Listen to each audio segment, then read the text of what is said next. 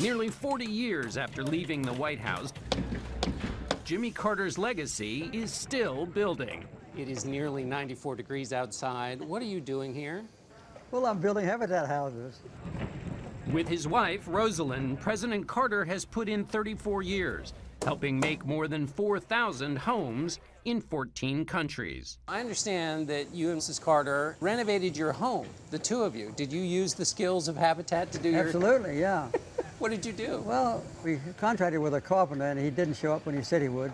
So we just decided we'd just do it ourselves. Now, any married couple that's been together for as long as you have, when they do a project together, I mean, is this smooth sailing with the two of you? How does it go, Mr. President? No, not always. Not even on a habitat site. We've been married now, as you know, a little over 72 years, and so we've learned to accommodate one another and to iron out those differences. Measure twice and cut once is good for carpentry and maybe for marriages. It is. We saw that precision up close when we joined the Carters at their latest Habitat for Humanity community near South Bend, Indiana. There are 1,700 volunteers working here. What does that tell you about America? It tells me that America has a great orientation toward helping people in need. It's very difficult for somebody who's well off to cross a barrier and get in touch with a very poor family who's in need and never has had a decent home.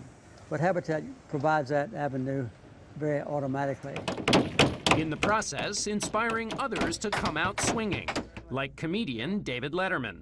I should be thanking you for allowing me to help out and do this. Well, thank you. Well, you've been working on Habitat for a long time, but I didn't know about it. Yeah, we started right after Katrina, and found the experience, as you know, overwhelmingly gratifying.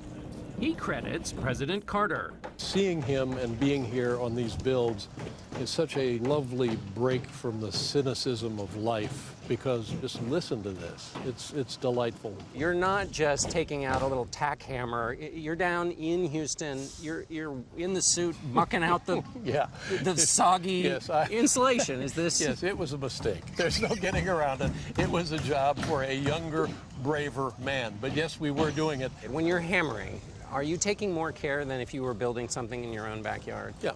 If I screw up the hammering, that means I have to go to the claw part of the hammer and spend the next half hour doing that while everyone's looking at me. Dave, you're holding up the build, and you don't want that. I, Jimmy Carter, do solemnly swear. Jimmy Carter only served one 4-year term in the White House, so he never met the 5-year requirement for a federal pension.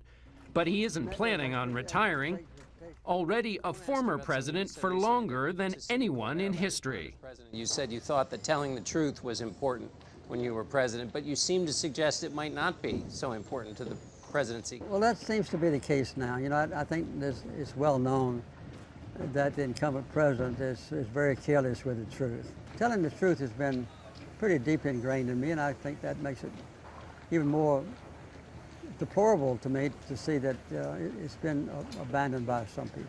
What some people would say, well, that's politics. You know, maybe you have to tell a lie now and again, and maybe even more than that, but you can succeed for your side and get things done. I disagree with that. I think I went through my campaign and my presidency without ever lying to the people or making a deliberately false statement. And I think that would be a very worthwhile thing to reinsert into politics these days. The current president's changed the office around a lot of different ways. Do you ever look at the presidency and say, boy, I wish I could have done that. It would have been a lot easier. Not really. I haven't seen much to be emulated in recent months. But you know, I'm not here to criticize the incumbent president. I just wish him well, and I prayed for him. Where do you see hope then in today for the rebirth of America, or for the rebounding that people are looking for? Well, it's bound to come in our country through the electoral process. And I think that America will learn from its mistakes. We don't always elect the best person, that's obvious, I think, including the time when I ran perhaps. But I think America eventually prevails.